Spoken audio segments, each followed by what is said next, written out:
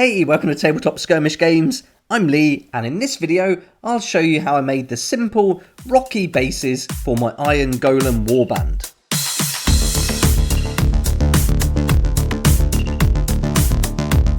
For this video we're going to use the Ogre Breacher from the Iron Golem's Warcry Warband, and he's all primed, ready to paint, but we'll do the base first, and I've got some skulls prepared, some stones, some coarse flock, fine flock, and some really fine budgie sand. And then with these, we're going to glue those onto the base using some Gorilla wood glue. And you can use PVA glue, but I find the wood glue is much stronger and sets a lot faster. And I've also got some Army Painter winter tufts that we'll be putting on right at the end. So I've just put a bit of the wood glue on a bit of card, and then I'm using a toothpick to spread it round. Doesn't matter what you use for this, but I find a toothpick works really well, especially for going around the feet, because once you've stuck these miniatures onto the bases, it can be quite fiddly. And so I've given that a nice thick layer, and now I'm putting the skulls in place first, and this wood glue is going to be strong enough to hold these. You could super glue them before you put the wood glue on, but I'm just going for wood glue today with this version. And then I'm putting these little stones, and this is just some gravel. I grabbed a handful from the lane near my house, and this stuff's going to last me forever. Just one handful of this is going to last a long time. And then I'm putting another skull on there. And then on the back, just to even it up in an area where I think it looks kind of right, I'm just putting a couple of extra stones there too. Next, I'm going to take some of the coarse flocking, and I'm just going to randomly sprinkle that around, but I want most of it to build up near the rocks. So the idea is the bigger rocks start getting smaller as you move further away from them. So now I'm taking the fine flock and then pushing that on, just sprinkling it on, and then finally the budgie sand is going to go over the entire base now, and that's going to fill in all the gaps. And this is great. You can pick this up from a pet shop. You get a big bag of it, a kilo, that will probably last you forever. You could do thousands of miniatures with this, and you just sprinkle it all on, and then that's going to cover it completely, and then we'll leave it at least an hour to thoroughly dry, but a few hours will be better. But before it dries, I just pop it off the paint holder, and I just run my thumb around the edge there, and I just pick off any little bits of sand or flocking that have stuck to the base, and just get all that off there, so that rim's nice and clean now. Next, I took some Ceramite White and Abbaddon Black and mixed them together to make a grey paint. So if you've got a base grey already, then you can just use that one, but I didn't, so I mixed those two together, and I'm just putting this all over the base. Now this is thoroughly dry. I left it for about 2 hours, so I know it's completely dry.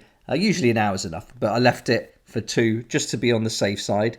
And now I'm giving this a nice thick coat of this paint, and I added a bit of water to it as well, just to like wet it down, thin it out a little bit, and that's really going to go in all the cracks now. And I've put 2 coats of this on in total, and then I'm going to leave that to dry again an hour or so thoroughly before moving on to the next stage, which is the contrast Basilicanum Grey.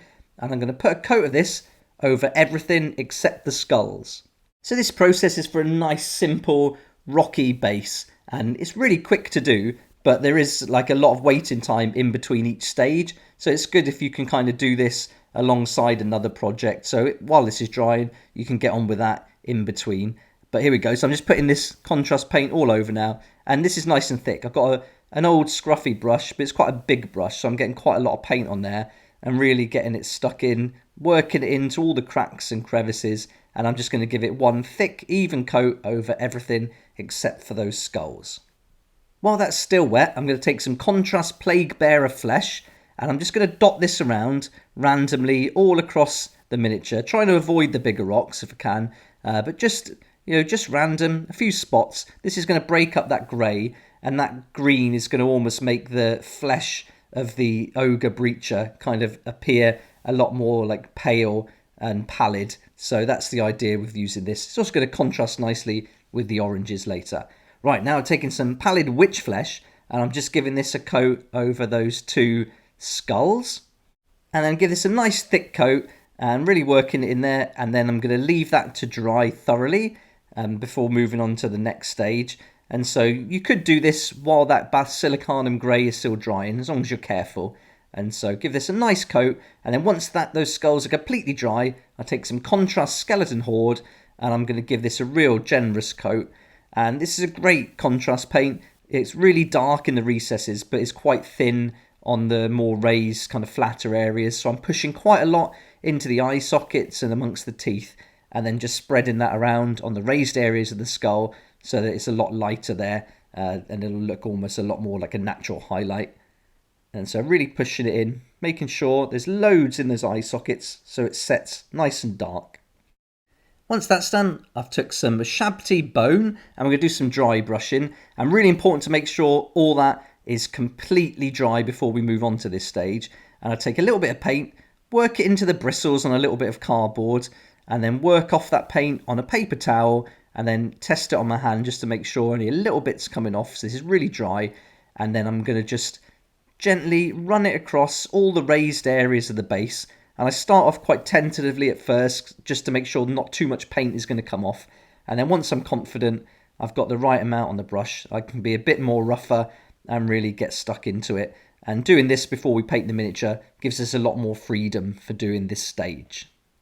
And there you can see, comparing it to the previous stage, that's really brought the base to life now. We've got this big rock standing out. It's kind of picking out the little raised areas of the smaller rocks. But I'm just being a bit more rougher and putting a little bit extra dry brushing onto the two larger rocks to make them stand out a bit more.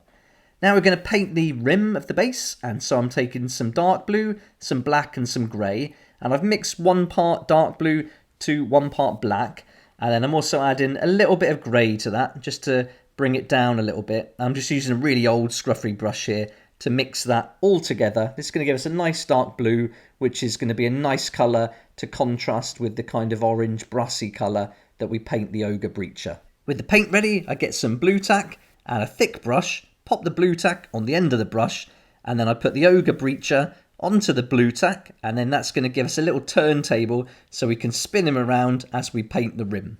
And now I'm going to just give one nice thick coat, and sometimes it needs 2 coats, but I find with these Vallejo paints they're very good and you can often get away with 1 for sure. And this is a real nice dark rich colour, and this is going to offset the colour and contrast nicely with the armour, but it's also going to help us pick out that green and just bring out some of the tones from the Basilicanum grey as well. So give this a coat all around the rim, and then once we've done that, that'll just leave us with one final stage, and that's just adding a little tuft to the model.